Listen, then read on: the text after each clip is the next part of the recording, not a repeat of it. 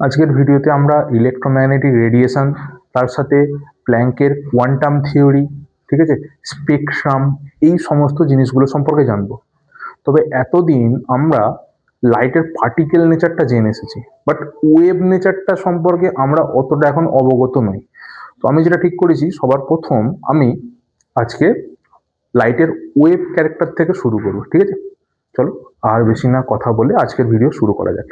দেখো, আমরা যখন আলোর তরঙ্গ ধর্ম সম্পর্কে জানবো তখন আমাদেরকে এই ছবিটাকে মাথায় রাখতে হবে, মেন কথা, ঠিক আছে?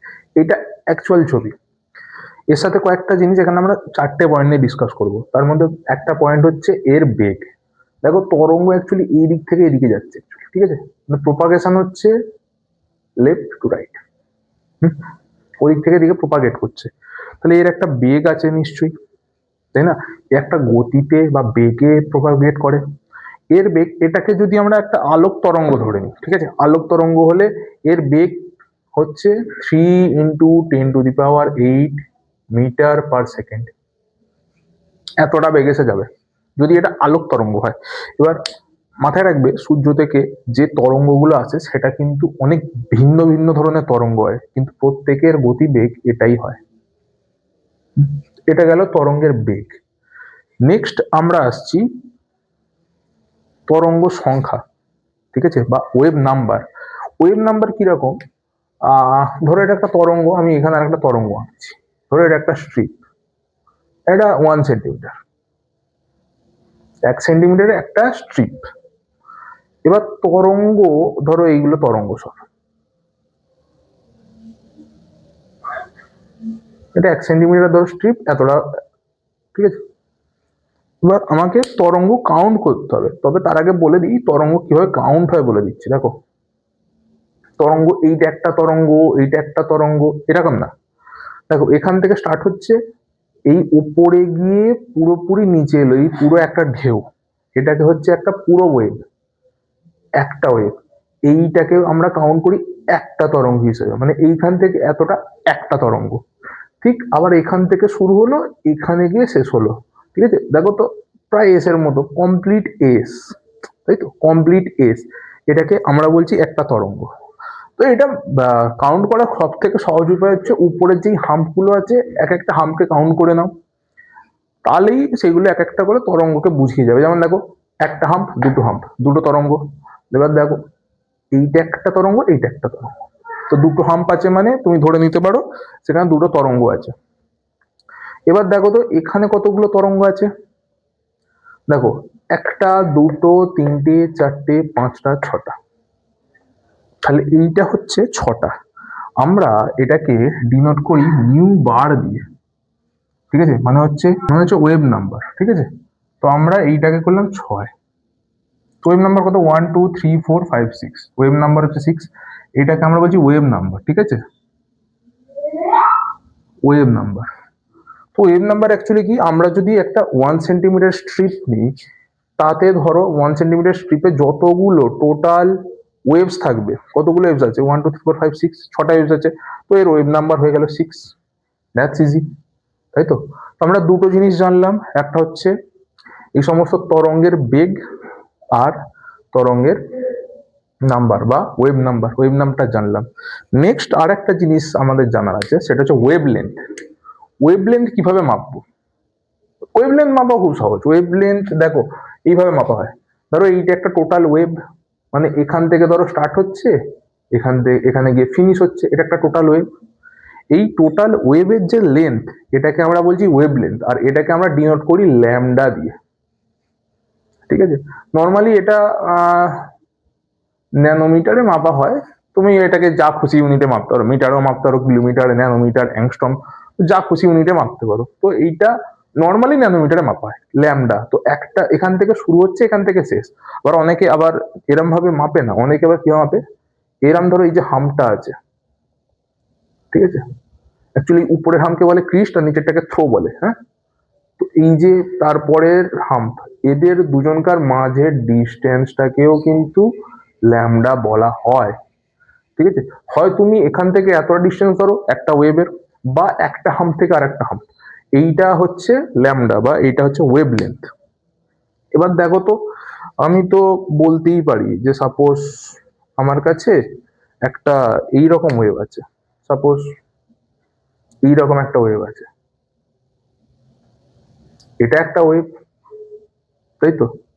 আবার সাপোজ আমার কাছে এতটাই স্ট্রিপ, এটা ধরো 1 সেন্টিমিটার, এরম একটা ওয়েভ আছে, ঠিক আছে। ভালো করে ড্র করতে পারলাম না, এদের হাইট গুলো অ্যাকচুয়ালি সেমই হয়। হ্যাঁ, তো দেখো এদের দুজনকার মধ্যে ডিফারেন্সটা কোথায়। বলতে পারবে যে এখানে একটা ওয়েভ, এখানে একটাই ওয়েভ আছে, ওয়েভ নাম্বার 1, আর এখানে 1 2 3 4 5 ওয়েভ তোমার ওয়েভ নাম্বার 5। বাট এখানে আর একটা ডিফারেন্স আছে, দেখো এদের কিন্তু, দেখো 1 সেন্টিমিটার, ঠিক আছে, এটা লাইট ধরে নিচ্ছি, লাইটের ওয়েভ, তো এদের কিন্তু স্পিড একই, এও কিন্তু এই এতটা ওয়েভ লেন্থ দেখবে এতটা এই স্পিডেই যাবে, বাট এটাও এতটা স্পিডেই যাবে, এতগুলো ওয়েভ। ভালো করে বোঝো, এখানে মাত্র একটা ওয়েভ, বা হ্যাঁ একটাই ওয়েভ ধরতে পারো, 1.5 আর কি হচ্ছে, এটা হাফ ওয়েভ। তো এইটা এই একটা ওয়েভ যাচ্ছে লাইটের স্পিডে, বাট সেম এতগুলো ওয়েভ, এখানে ওয়েভ নাম্বার সাপোজ 1 আর এখানে ওয়েভ নাম্বার 5, তাই তো। এই ওয়েভটাও যাচ্ছে এত বেগে। মাথায় রাখবে নিশ্চয়ই এক একটা ওয়েভের এক একটা এনার্জি থাকে। তো এই যে ওয়েভ, এই একটা ওয়েভের এনার্জি, এখানের যে একটা ওয়েভ, এই একটা ওয়েভের এনার্জি ইকুয়াল, বাট এখানে টোটাল একটা ওয়েভ, এখানে 5টা ওয়েভ আছে, নিশ্চয়ই তার মানে এই যে স্ট্রিপটা আছে এর মধ্যে পাওয়ার বেশি আছে, তাই তো। তো এই পাওয়ারটাকে আমরা ডিনোট করি অ্যাকচুয়ালি ফ্রিকোয়েন্সি দিয়ে। ফ্রিকোয়েন্সি আমরা কাকে বলি, ধরো এখানে একটা পয়েন্ট আছে, সাপোজ এটা একটা পয়েন্ট, ঠিক আছে, এই পয়েন্ট 1 সেকেন্ডে এর মধ্য দিয়ে যতগুলো আমাদের ওয়েভ পাস হবে, যতগুলো ওয়েভ পাস হবে সেটাকে আমরা বলি ফ্রিকোয়েন্সি অফ দ্য ওয়েভ, ঠিক আছে। 1 সেকেন্ডে যতগুলো ওয়েভ পাস হবে তাকে আমরা বলি ফ্রিকোয়েন্সি। তাহলে ভেবে দেখো দুজনকার এরো স্পিড যা এরো স্পিড তাই, এখানে একটা পয়েন্ট আছে, এখানে একটা পয়েন্ট আছে, এই পয়েন্টের মধ্য দিয়ে এই গোটাটা 1 সেকেন্ডে চলে যাচ্ছে, আর এই পয়েন্টের মধ্য দিয়ে এই একটা 1 সেকেন্ডে যাচ্ছে, তাহলে কার ফ্রিকোয়েন্সি বেশি? অবভিয়াসলি এর। তো ফ্রিকোয়েন্সি আমরা ইউজ করি অ্যাকচুয়ালি এই ওয়েভের পাওয়ারকে বোঝানোর জন্য, ঠিক আছে। এখানে মাথায় রাখবে আমরা প্রধানত দুটো জিনিসের উপর বেশি ফোকাস করব। আর হ্যাঁ, আর একটা জিনিস বলতে ভুলে গেলাম, সেটা হচ্ছে আমরা ফ্রিকোয়েন্সি অ্যাকচুয়ালি নিউ দিয়ে ডিনোট করি, নিউ, ঠিক আছে। একটা ছিল ল্যামডা, ল্যামডা হচ্ছে ওয়েভ লেন্থ,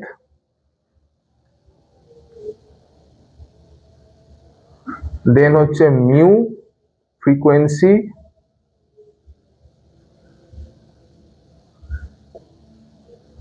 দেন সি স্পিড,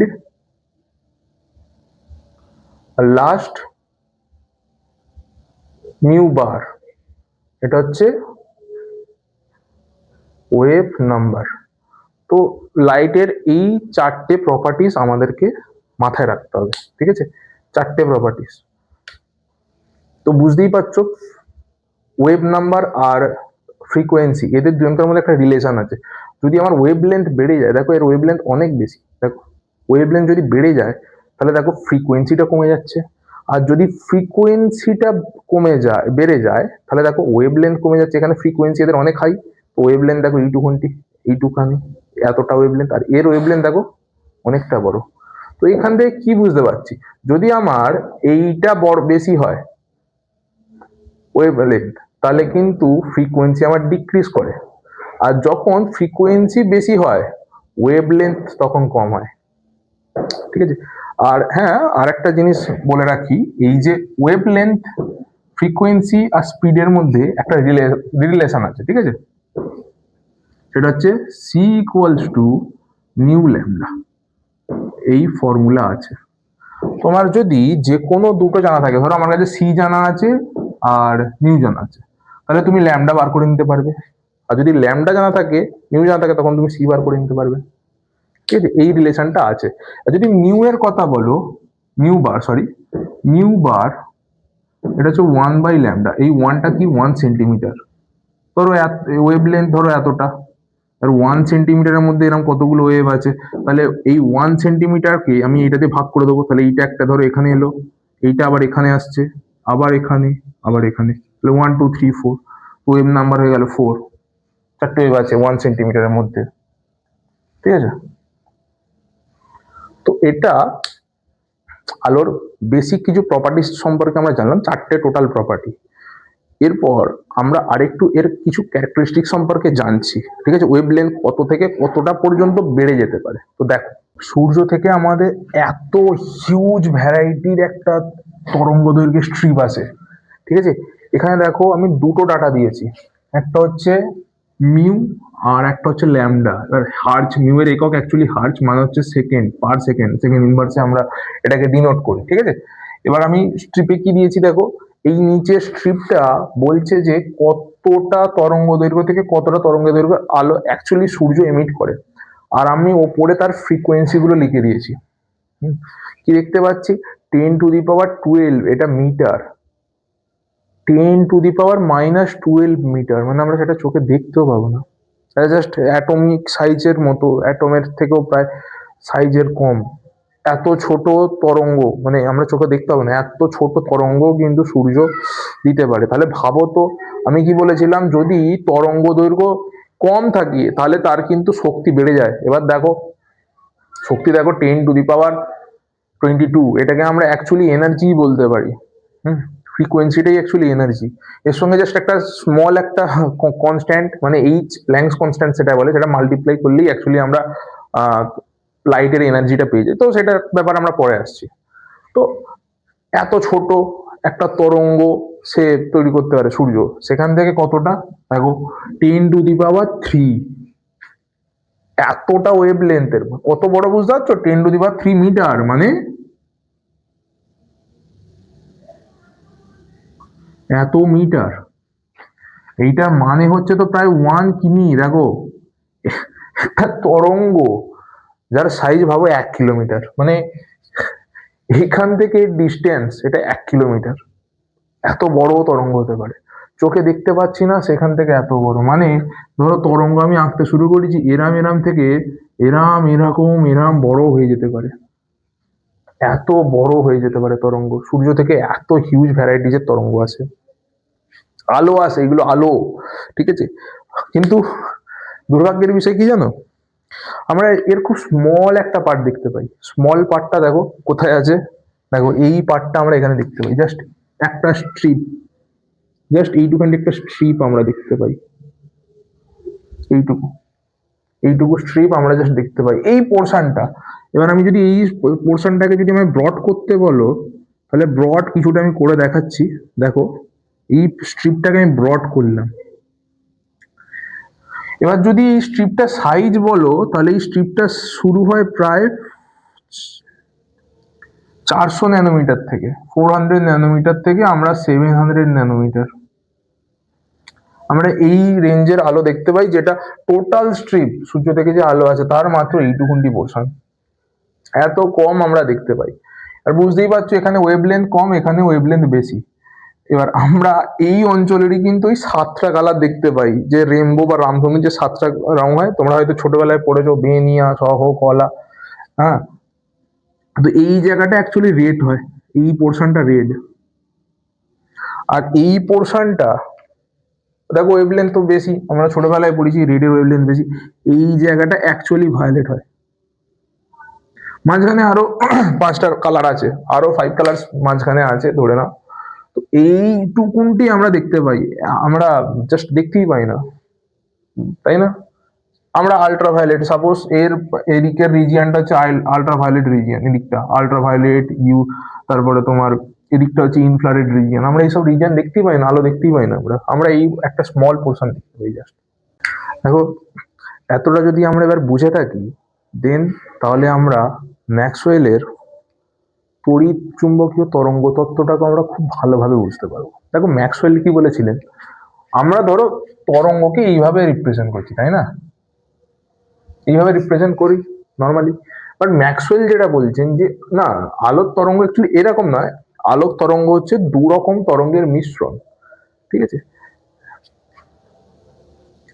এখানে দু রকমের তরঙ্গ কাজ করে এই রকম ভাবে। দেখো, একটা তরঙ্গ যদি উপর নিচে আসে, আর একটা তরঙ্গ এরম সাইড বাই সাইড আসে, দুজনকার মধ্যে অ্যাকচুয়ালি 90 ডিগ্রি অ্যাঙ্গেল থাকে, কিছুটা এইরকম।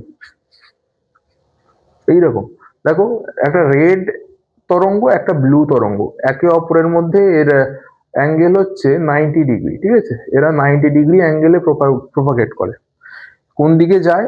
এদের দুজনকার সাপেক্ষে 90 ডিগ্রি অ্যাঙ্গেলে আছে, যেদিকে প্রপাগেট হচ্ছে, ধরো উপরে নিচে প্রপাগেট হচ্ছে, সাইড প্রপাগেট হচ্ছে, বাট এরা যায় দুজনকার ডাইরেকশনের আবার 90 ডিগ্রিতে, ঠিক আছে? বোঝাতে পারছি? তো দু ধরনের তরঙ্গ মিক্স হয়ে অ্যাকচুয়ালি আলোর তরঙ্গ তৈরি হয়। একটা হচ্ছে এর মধ্যে একজন হচ্ছে তড়িৎ ক্ষেত্র,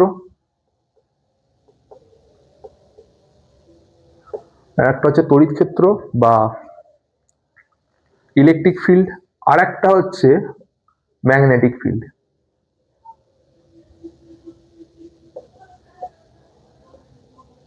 দু ধরনের তরঙ্গ একসঙ্গে মিলে অ্যাকচুয়ালি আলোক তরঙ্গ তৈরি হয়। আলোক তরঙ্গ অ্যাকচুয়ালি এইরকম না, ঠিক আছে? এইরকম হয়। ম্যাক্সওয়েল এটা বলে গিয়েছিলেন, ঠিক আছে?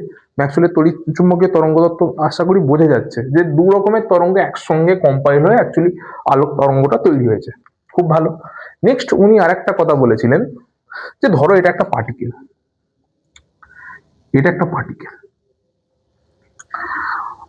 দেখো আলো যে একটা এনার্জি সেটা আমরা জানি, কারণ এখান থেকে ফ্রিকোয়েন্সি থেকে বুঝতেই পেরেছো আলো এক ধরনের এক শক্তি অ্যাকচুয়ালি, ঠিক আছে? এবার যেটা বলছি, পার্টিকেল ধরো একটা লাইটকে শুষে নিচ্ছে, লাইট এনার্জি নিচ্ছে, বা লাইট এনার্জি ছেড়ে দিচ্ছে। সাপোজ ম্যাক্সওয়েল বলেছেন যে একটা পার্টিকেল এক ধরনেরই লাইট নিতে পারে, অ্যাবজর্ব করতে পারে, এক ধরনেরই লাইট ছাড়তে পারে। সাপোজ আমি যদি বলি এই পার্টিকেল ব্লু লাইট অ্যাবজর্ব করছে, তো সে শুধু ব্লু লাইটটাই অ্যাবজর্ব করবে, রেড ইয়েলো গ্রিন কিছু অ্যাবজর্ব করবে না, শুধু ব্লুটাকেই করতে পারবে, আর অন্য কোনো অ্যাবজর্ব করতেই পারবে না।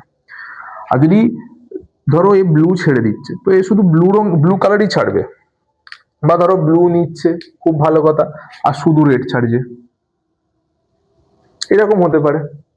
ম্যাক্সওয়েল এটা বলেছেন যে একটা পার্টিকেল এক ধরনের লাইটই অ্যাবজর্ব করতে পারবে, বা এক ধরনের লাইটই সে ছাড়তে পারবে, এটা তিনি বলে গিয়েছিলেন।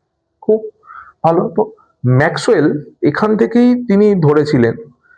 না, তিনি আরেকটা অবশ্য কথা বলেছিলেন যে সাপোজ এই স্ট্রিপে এর পরের কালারটা হচ্ছে ধরো বেগুনির পরের কালারটা ব্লু, ব্লু এর পর সাপোজ এখানে ইয়েলো আছে, ধরো কোনো একটা পার্টিকেল এই যদি অ্যাবজর্ব করে এই পাশাপাশি তিনটে কালারকে অ্যাবজর্ব করতে পারবে, বা ধরো এরকম করতে পারবে না যে এই তিনটে নিল দেন রেড নিল, মাঝখানে স্ট্রাইপ গুলো ফাঁকা রয়ে গেল, এই আলোগুলো অ্যাবজর্বই করলো না। করলে কন্টিনিউয়াসলি সে অ্যাবজর্ব করবে, মানে এখান থেকে এতটা কন্টিনিউয়াস, ধরো এই রেঞ্জ থেকে এই রেঞ্জ, এই ন্যানোমিটার থেকে এত ন্যানোমিটার, এই পুরো রেঞ্জের আলোকে সে অ্যাবজর্ব করবে। এইরকম কখনো হবে না যে তোমার এই জায়গা থেকে এতটা নিল দেন আবার এখান থেকে এতটা অ্যাবজর্ব করছে, এতটা অ্যাবজর্ব করছে, এটা হয় না। পার্টিকুলার একটা রেঞ্জের আলো সে অ্যাবজর্ব করতে পারে, এটা হতে পারে না। বাট এইখান থেকেই ম্যাক্সওয়েল কিন্তু রাদারফোর্ডের যে মডেলটা আছে, ঠিক আছে, অ্যাটমিক মডেল, সেটাকে কিন্তু ফেল করিয়ে দিয়েছিলেন, ঠিক আছে? উনি তো এখানে কি হচ্ছিল, এই যে ইলেকট্রন ঘুরছে অ্যাকচুয়ালি অরবাইটালে রাদারফোর্ডের মডেলে, তো ও কি করছে, লাইট এমিট করছে। এবার ধরো এনার্জি সে এমিট করছে, সাপোজ এনার্জি এমিট করলে এক হচ্ছে প্রবলেম হতে পারে কি, সে এনার্জি ছাড়তে ছাড়তে এনার্জি লো হয়ে গিয়ে ধপ করে পড়ে যাবে। এবার আর একটা কি দেখা গেছে, এরকম এদিক ওদিক এরকম লাইট ছাড়ছে, বিভিন্ন ধরনের আমরা স্পেকট্রাম পাচ্ছি, ঠিক আছে? তো এই জন্য অ্যাকচুয়ালি ম্যাক্সওয়েলের থিওরির জন্যই কিন্তু আমরা আমাদের পরবর্তীকালে রাদারফোর্ডের পরমাণু মডেলটা ভেঙে গিয়েছিল, ঠিক আছে? ম্যাক্সওয়েলের এটা এতটাই সহজসাধ্য। তো আজকে ভিডিওটা অনেকটাই লম্বা হয়ে যাচ্ছে, তো আমি যেটা ভাবলাম ভিডিওটার নেক্সট পার্ট, হ্যাঁ, সেটা হচ্ছে প্ল্যাঙ্কের কোয়ান্টাম থিওরি আর স্পেকট্রাম, দেন আমরা হাইড্রোজেনের অ্যাটমিক মডেল, আর এই সব ধরনের মডেলে অ্যাকচুয়ালি এই ধরনের স্পেকট্রাম আমরা কেন পাচ্ছি। তো আমি যেটা ভাবলাম যে এটা আমি পরের পার্টে আলোচনা করব। ইচ্ছা ছিল এই ভিডিওতে ডিসকাস করার, বাট ভিডিওটা অনেকটা বড় হয়ে যাচ্ছে, তাই ভাবছি নেক্সট ভিডিওতে এটা নিয়ে আমি ডিসকাস করব, ঠিক আছে? তো আজকের জন্য এতটাই, পরের পার্টটা আমি কাল কভার করব।